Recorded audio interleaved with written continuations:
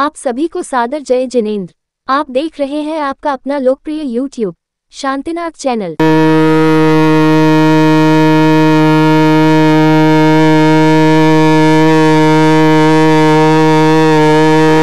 ओम नमः सिद्धेभ्यः।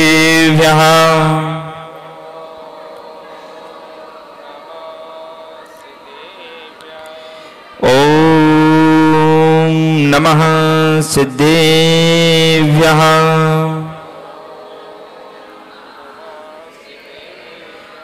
ओम नमः सिद्धेभ्यः।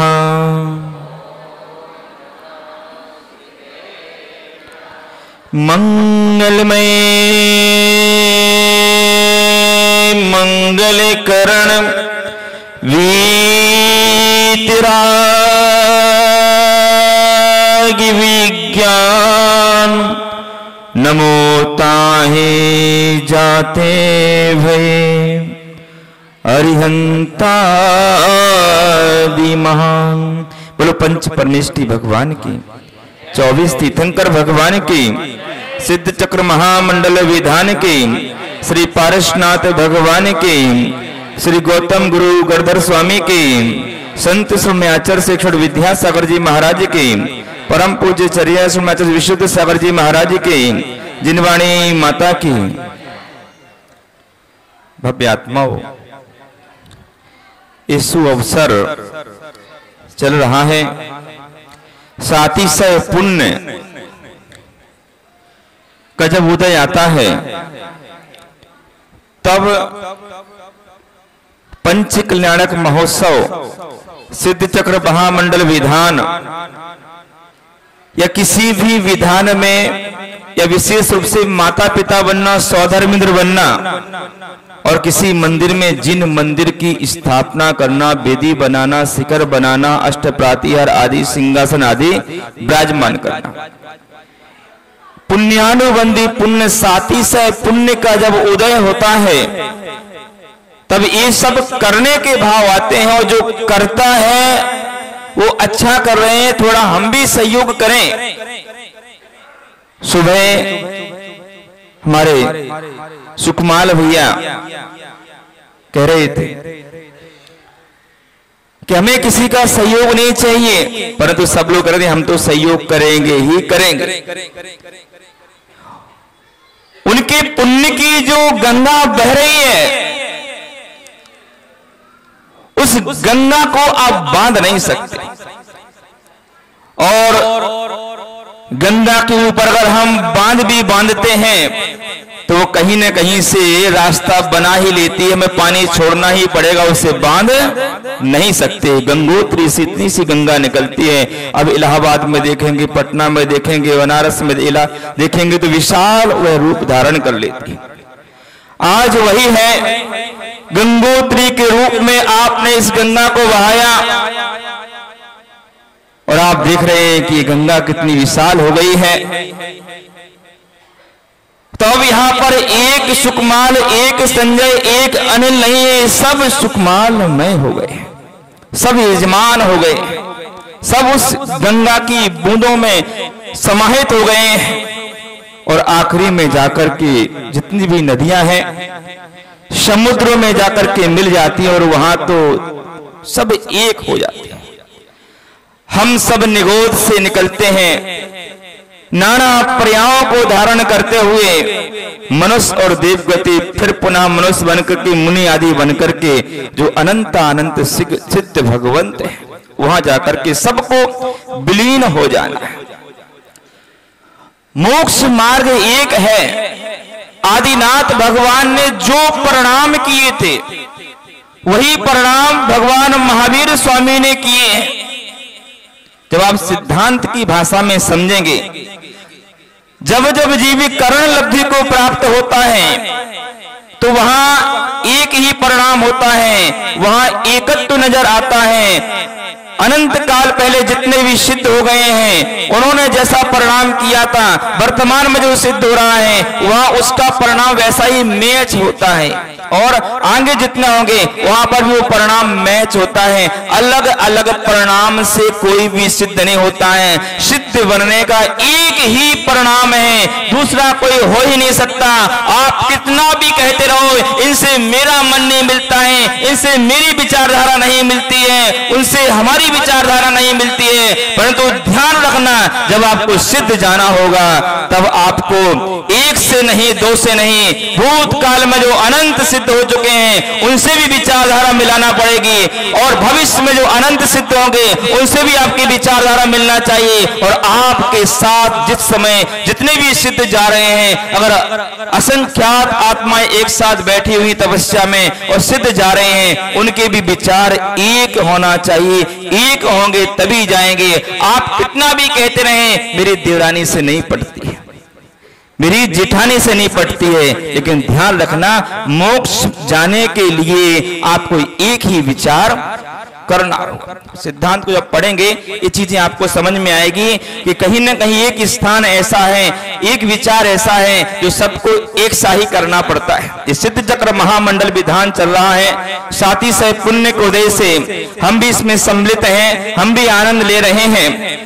और इस सिद्ध चक्र विधान के एक एक काव्य में, आज मैंने इसको बहुत चिंतन किया, अभी भी पढ़ा, एक एक काव्य में सिद्धों की ही आराधना है। एक एक काव्य में आप थोड़ा सा अर्थ वाली पुस्तक भी अपने पास है, आप घर ले जाकर के थोड़ा अर्थ समझना। शुरुआत के जो 8 पद आते हैं उन 8 पदों के माध्यम से संत लाल पंडित जी ने सिद्धों को नमन किया है। 16 पदों के माध्यम से वो कहते हैं मैं ऐसे सिद्धों की पूजा करता हूँ, इस प्रकार से आगे भी मैं ऐसे सिद्धों की पूजा करता हूँ, ऐसे सिद्धों को नमन करता हूँ। उनके गुणों को याद करते हुए उन्हें नमन करते रहे और फिर 64 रिद्धि के धारी सिद्धों के पास पहुंचते हैं। उसके बाद में सिद्ध बनते कैसे हैं, ऐसी 5वीं पूजा में जो आश्रम के द्वारों को उन्होंने बंद किया है उसकी आराधना करते हुए छठी पूजा में जाते हैं। जिन कर्मों को नष्ट किया है, ऐसे 148 जो प्रकृति होती है उनको, और 100 अलग इस प्रकार से सिद्धों के नाम आदि को उच्चारण करते हुए 256 गुणों के माध्यम से उनकी आराधना करते हैं। आगे जब पहुंचते हैं तो पंच परमेष्टि के माध्यम से, और उसके बाद में 8वीं पूजा जो होती है वो 1008 गुणों के माध्यम से। तो सिद्ध चक्र किसे कहते हैं? सिद्धो वर्ण समामनाया। सिद्ध चक्र विधान कहती है हमारी दृष्टि ऊपर की ओर चली जाती है। मैं बोलूंगा सिद्ध चक्र दृष्टि कहां जा रही?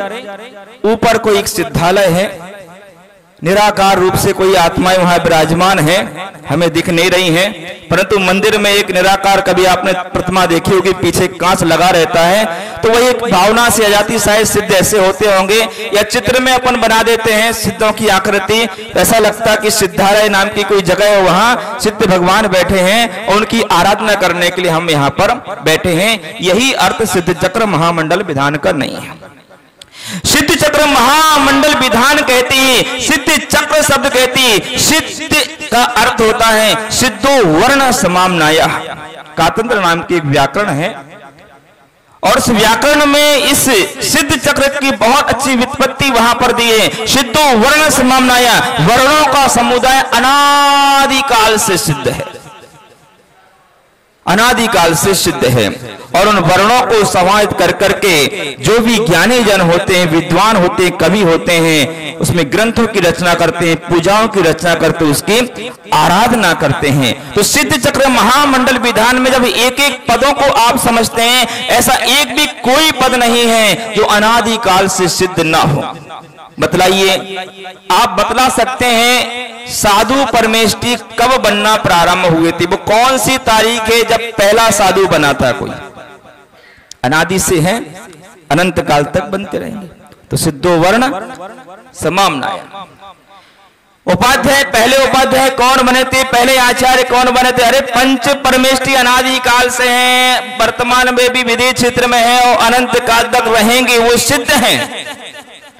साधु भी सिद्ध हैं, आचार्य भी सिद्ध हैं, उपाध्याय भी सिद्ध हैं, अरिहंत भी सिद्ध हैं और सिद्ध भी सिद्ध। यहाँ सिद्ध का तात्पर्य यह नहीं है कि जो 8 कर्मों से रहित हो गए हैं वो सिद्ध हैं। यहाँ सिद्ध का तात्पर्य वह है जो अनादि काल से सिद्ध है, जिसको किसी ने बनाया नहीं है, जिसे कोई मिटा नहीं सकता है, जो आकृतिम है, जो आकृतिम है। और सिद्ध चक्र महामंडल विधान की जो व्याख्या हम करते हैं, व्याख्या को समझते हैं और आचार्य विशुद्ध सागर महाराज जी के ज्ञान के माध्यम से, उनके शब्दों के माध्यम से हम जानते हैं। तो वो कहते कि जब तक हम नैगम नय को नहीं समझेंगे तब तक आप किसी अर्थ को नहीं समझ सकते हैं। तो सिद्ध चक्र विधान की पुस्तक को जब नैगम नय के सामने रखते हैं तो भूत निगम नय, वर्तमान निगम नय, भविष्य निगम नय, भूत निगम नय, वर्तमान निगम नय, भविष्य निगम नय। भूत में जो सिद्ध हो चुके हैं उनकी भी आराधना, वर्तमान में जो सिद्ध हैं अभी हैं उनकी भी आराधना, जो हो रहे हैं उनकी भी आराधना, और वर्तमान निगम नय में भी जो सिद्धों के समान कार्य कर रहे हैं। यहाँ तक कि सिद्ध चक्र महामंडल विधान में मैं आपसे कहूंगा, क्या सिद्ध चक्र महामंडल विधान में आप स्वयं सम्मिलित हैं कि नहीं? आपके द्वारा आपको स्वयं को भी अर्घ चढ़ाया जा रहा है कि नहीं सिद्ध चक्र महामंडल विधान में? तो आप तो ठीक हैं, तीनों लोकों के जितने भी जीव हैं जो अभी सिद्ध नहीं भी बने हैं उनकी भी आराधना, उनकी भी पूजा, उनका भी सम्मान सिद्ध चक्र महामंडल विधान के माध्यम से किया जाता है। और जो वर्तमान में आचार्य परमेष्ठी कहते निगम नय के माध्यम से अगर आप क्रोध कर रहे हो, मनुष्य गति में हैं, तो क्रोध करने से नरक आयु का बंद होता है। तो क्रोधी, जो क्रोध करने वाला व्यक्ति होता है निगम नय, उसको उसी समय नारकी कह देता। क्या बोलते हैं? नारकी। और जिसका राज्य अभिषेक हो रहा, वो राजा बना नहीं है, परंतु राज अभिषेक हो रहा तो उसको राजा कह देते हैं। जो सिद्धों की आराधना कर रहे हैं, सिद्धों का गुणगान कर रहे हैं, सिद्धों के भजनों पर जिनके पैर थिरकने लगते हैं, जिनकी कमर थिरकने लगती है, जिनकी भाव, जिनके रोम रोम रोमांचित हो जाता है, ऐसी आत्माएं भी ज्ञान रूप से, उनका ज्ञान जो आकार है वो ज्ञान आकार भी सिद्ध रूप से परिणत हो जाता है। तो जितनी भी आत्माएं जिस जिसका चिंतन करते हैं, जिसका उपयोग करते हैं, आचार्य कुंद कुंद स्वामी कहते हैं कि वह भी सिद्ध हो जाते हैं। तो सिद्ध चक्र महामंडल विधान में हम स्वयं के द्वारा स्वयं की भी आराधना हो जाती है। तीनों लोकों में ऐसा कोई जीव नहीं है, कोई प्राणी नहीं है, यहाँ तक कि निगोद का भी प्राणी है, उसमें भी सिद्धत्व की शक्ति समन्वित है। यहाँ तक कि अभुव प्राणी भी है, वो सिद्धत्व की शक्ति को व्यक्त नहीं कर सकता, परंतु उसमें अभिव्यक्त है, वो अंदर समावित है, वो व्यक्त नहीं कर सकता। अभव प्राणी कभी सिद्ध बनेगा नहीं, परंतु शक्ति उसके अंदर रहती है। तो उस अभव प्राणी की भी सिद्ध चक्र महामंडल विधान के माध्यम से आराधना हो जाती है। ये महान विधान है। जब इस विधान के बारे में आचार्यों के माध्यम से सुना जाता कि सिद्ध चक्र महामंडल विधान महान विधान है, तो इस पर चिंतन करते कि महान क्यों है? क्योंकि कोई भी प्राणी इसमें नहीं छूटता है। और भविष्य में जितने भी सिद्ध होंगे, निगम नय किसे कहते? भविष्य में जो होने वाले हैं उनको भी भावी निगम नय की अपेक्षा से अनंत यो सिद्ध से अनंत हैं, वो सिद्ध बनेंगे, है ना। तो भावी भी निगम नय की अपेक्षा से कोई एलक शुल्लक हैं, वो क्या अभी आगे मुनि बनेंगे, तो भावी निगम नय से एलक शुल्लक भी मुनि हैं। जो मुनि की साधना कर रहे हैं वो भी मुनि हैं। तो भावी निगम नय की अपेक्षा से तो संसार के प्रत्येक प्राणी 1 इंद्री, 2 इंद्री, 3 इंद्री, 4 इंद्री, 5 इंद्री, जितने भी प्राणी हैं सभी प्राणी सिद्धत्व अवस्था को प्राप्त करेंगे, उनमें वो शक्ति है। इसलिए सिद्ध चक्र महामंडल विधान में उनकी भी आराधना हो जाती है।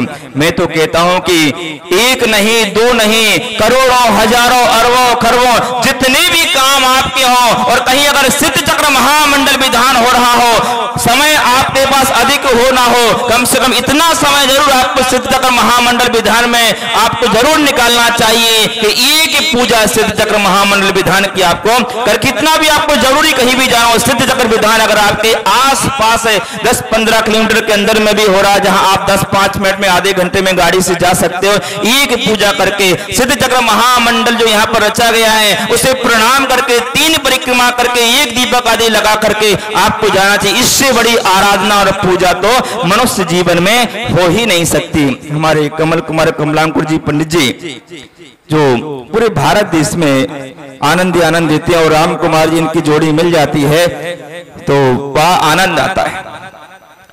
सिद्धों के सुखों के बारे में सुबह चर्चा पंडित जी ने की थी, कैसा होता है सिद्धों का सुख। तो त्रिलोक सार में आचार्य नेमिचंद्र चंद्र स्वामी कहते हैं कि जितने भी भूतकाल में चक्रवर्ती हो चुके हैं, वर्तमान में आगे होंगे, उन चक्रवर्तियों का जितना सुख होता है उतना एक देवता का सुख होता है। किसका? एक देव का होता है, और सबसे छोटा देव उसका होता है। ऐसे जितने भी छोटे देव हैं उससे अनंत गुना बड़े देव का होता है, उससे बड़े। ऐसे आप सर्वार सिद्धि तक जाएंगे, और सर्वार सिद्धि के जितने भी देव हैं भूतकाल में जितने हो चुके हैं, वर्तमान में असंख्यात देव हैं, भविष्य में और अनंत देव वहां होंगे, उन सारे देवों का और भी नीचे के देव हैं, उन सबको, तीनों लोकों के जीवों के सुख को हम एक जगह रखते हैं, उसको एक जगह रखने के बाद उससे अनंत गुना विलक्षण सिद्धों का एक समय का सुख होता है। कितना? एक समय का। और एक समय शब्द कहने में भी असंख्यात समय हो जाते हैं। तो कहते हैं कि सिद्धों का जो सुख होता है, संसार का सारा सुख समेट करके एक तरफ रख दिया जाए तब भी उसकी वो होड़ नहीं लगा पाता है, क्योंकि संसार का सुख इंद्रिय जन सुख होता है और सिद्धों का सुख अतीन्द्रिय सुख होता है। तो इसलिए भी विलक्षण है, इसलिए उसका मेल खाता ही नहीं है। एक समय का सुख है और वो अनंत अनंत समय तक वहां पर सिद्ध परमात्मा सिद्ध अवस्था में रहेंगे। तो कैसा अनुपम अलौकिक सुख होता होगा। ऐसे उस सुख को प्राप्त करने के लिए संसार की तमाम आत्माएं लालायित रहती हैं। तो हम सभी भी सिद्ध चक्र महामंडल विधान के माध्यम से यही चाहेंगे, यही इच्छा रखेंगे कि आप जैसा प्रभु हम बने। बड़े भक्ति भाव से सिद्ध चक्र महामंडल विधान चल रहा है, इसी प्रकार से भक्ति भाव से आगे भी हम ये सिद्ध चक्र महामंडल विधान हम करते रहें। और इसमें अर्थ वाली पुस्तकें आप घर ले जा करके, मंदिर में बैठ करके आधे घंटे पहले आकर के भी रोज जितनी पूजा होती है उन पूजाओं के अर्थ को रोज पढ़ा करो। अच्छा है कि जो आगे पूजा होना उसके पहले पढ़ लिया करो, ताकि आपको और भी क्या है आनंद आएगा। और अच्छा है कि अष्टांग का आने के पहले सिद्ध चक्र महामंडल विधान के जितने भी अर्थ के पद हैं उनकी पढ़ लो, अच्छे से रट लो, इसको स्वाध्याय कर लो, और आपको आनंद आएगा कि हम किनको पूजा कर रहे हैं, किनको हम अर्घ चढ़ा रहे हैं, बहुत आपको आनंद आएगा। समय आपका हो रहा है, इन्हीं भावनाओं के साथ बोलो भगवान महावीर स्वामी की जय। तो वही सुनना है, वो खाजा वाला। दगा सभी जानते हैं। आज हमने बताया था कृत कारित अनुमोदना। चाहे पाप खुद करो, चाहे किसी से करवाओ, या कोई कर रहा है उसकी अनुमोदना करो, तीनों में बराबर दोष लगता है। जिस प्रकार से हमने माचिस की सीख जलाई किसी वस्तु को जलाने के लिए, वो माचिस की सीख उस वस्तु को जला पाए या ना जला पाए, यदि उसमें जरा सी हवा लग जाए तो वो काड़ी बुझ जाती है, लेकिन बुझने से पहले उसका मुंह काला हो जाता है। इसलिए कहा है कि यदि हम किसी के बारे में बुरा सोचते हैं, सामने वाले का बुरा हो या ना हो, हमारा बुरा तो हो ही जाता है। उसी की ये कहानी है। बच्चों, ओ बच्चों, ओम शांति। दगा सगा नहीं किसी का, किया ना हो कर देख, दगा किया जिन और से उनका जा घर देख। छोटे छोटे जो बच्चे बैठे ना, ये ऐसे खेल रहे थे बच्चे। खेलते बच्चे पता नहीं क्या क्या करते हैं खेल खेल में। अब वो समय चला गया जब खेला करते थे, अब तो मोबाइल में व्यस्त रहते हैं, उसी में खेलते हैं। एक समय था जब अपन मोहल्ले में, पड़ोस में सब जगह खेलने जाया करते थे, मामा के यहाँ जाया करते, नाना नानी के यहाँ जाया करते थे, खेला करते थे। तो बच्चे खेल रहे थे। एक रोज खेल में कुछ लड़के गड्ढा करके कहते थे बार बार, मजा आएगा पैर किसी का फंस कर जब टूटेगा यार। गड्ढा किया उन्होंने, बोले कोई गिरेगा तो मजा आएगा। चतुर एक लड़का उठ बोला, गड्ढा अपने घर के द्वार, औरों का टूटे ना टूटे, डर घर वालों का हर बार। अपने परिवार का पहले डर है इस गड्ढे में। इसकी बातें चतुराई की सुन खड़े हुए थे एक दीवान, पास बुलाकर उस लड़के से लगे पूछने कहां मकान। ये लड़का तो बड़ी होशियारी की बातें कर रहा है कि गड्ढा में नहीं खोदना चाहिए, किसी का पैर टूटे या ना टूटे, हमारे घर वालों का टूट सकता है। जब ऐसी बातें दीवान ने सुनी तो उस मंत्री को बुलाते हैं, उस बच्चे को बुलाते हैं। वो मंत्री नमस्कार कर बच्चे ने पूरा अपना पता दिया, होकर प्रसन्न मंत्री ने तब हाथी पर उसको बिठा लिया। हंसकर बोले बेटा बतला तेरे माता पिता किधर, उनसे करनी कुछ बात हमें ले चल तेरा हो मकान जिधर। यह खबर एक पंडित जी का बेटा था, वो गांव के उस राज्य के पुरोहित थे वो। यह खबर सुनी जब पुरोहित ने दौड़ा दौड़ा सन्मुख आया, बोला सविनय कर नमस्कार, हे नाथ मुझे क्यों बुलवाया। करके सम्मान विप्र का अति, बोले यह पुत्र हमें दे दो, इस बदले में मुझे मांगी चाहे तुम जितनी दौलत ले लो। बहुत होशियार है आपका बेटा, मुझे दे दो ये। तो ब्राह्मण कहते हैं सबने बोला स्वामी मुझको इंकार नहीं ले जाने में, पर कभी कभी मिलना चाहूं तो रोक न देना आने में। इस तरह विप्र को कर प्रसन्न, सुत को अपने संग में लाकर, अपने बेटे के साथ साथ शिक्षा हर संभव दिलवा कर। उतना ही बड़ा बेटा मंत्री का था, दोनों में गहरी दोस्ती हो जाती है, साथ स्कूल जाते, साथ खेलते, साथ पढ़ते, एक साथ एक उम्र के थे। थोड़े दिन में बन गया योग, सबके मन को हर्षाता था, आज्ञाकारी सेवक सच्चा हर काम बना कर लाता था। एक दिन मंत्री नृप से बोले दो प्रश्नों का उत्तर दीजिए। राज्यसभा खचाखच भरी थी। मंत्री से राजा ने कहा, एक दिन मंत्री से राजा बोले दो प्रश्नों का उत्तर दीजिए, कैसी है कुदरत की रंगत करता क्या भाग्य बता दीजिए। कुदरत का रंग कैसा होता है भगवान का, और भाग्य क्या करता है, इन दो प्रश्नों का उत्तर दो। यह सुनकर प्रश्न चकित हुआ, मंत्री से उत्तर कुछ बन न सका। भूपति से कहा समय दीजिए, मेरे सिर में है दर्द बड़ा। सिर में आज दर्द हो रहा है, मैं फिर इसका जवाब दूंगा। इस तरह टाल कर आए, चिंता की थी मुख पर रेखा, गमगीन उदास पिताजी को आकर उस लड़के ने देखा। कौन से लड़के ने? विप्र के, ब्राह्मण के लड़के ने। कर विनय नम्रता से पूछा, दादा क्या चिंता है मन में, कह तो दे आप कृपा करके मैं शीघ्र हटा दूंगा क्षण में। बताओ क्या चिंता है।